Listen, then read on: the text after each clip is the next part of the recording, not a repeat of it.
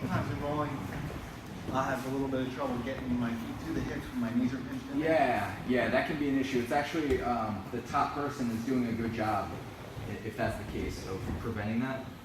So that's sometimes when people stand up and they're aware of the sweep, they'll get up this way and kind of pinch their knees in like this so you can't extract your legs in time. So the only thing I would say is just get your legs out early. You know what I mean? Take them out a little bit earlier. The second you feel like they're going to start getting up, because you have a hand in the collar, you know what I mean? There's no reason not to just go right to the hips. That's what Yeah, so go to the hips as soon as you can. And it's funny, there's a funny story about that. I heard from someone that Orion Gracie would used to teach so that he could do this move to his students. He would teach his students to like, just jump up from the guard. And what he would do is this, like, you know how when we stand up like 1 foot at a time, right?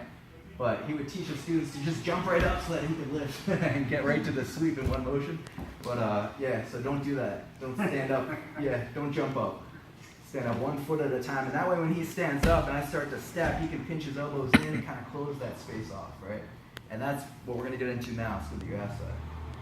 So from this position, right now I don't really have his posture controlled. And this could have been from the beginning, by the way. In other words, I could have had the hand in the collar, but he managed to circle his head underneath or something. He got rid of the grip, and now maybe he's holding my lapels. This is very common. People grab the lapels before they stand up so that they can't be easily knocked backwards, right?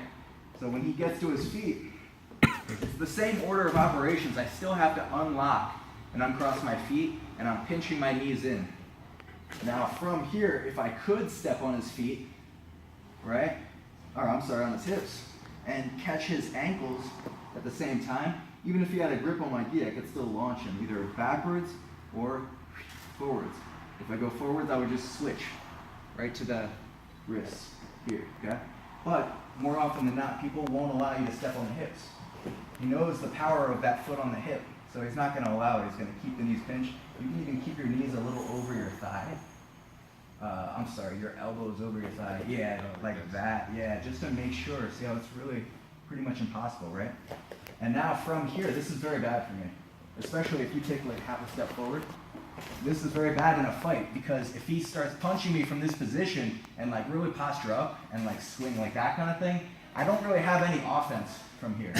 And if I can't step on the hip and push him away, I get kind of stuck up in this position, right?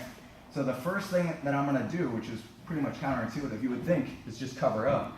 But the first thing I want to do when he stands up, I want to get in the habit of being here, out from underneath him, in front of his body, all right?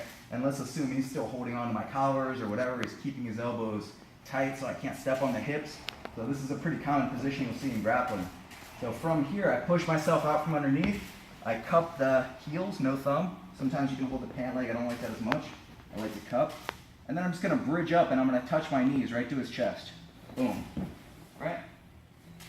So the problem is this.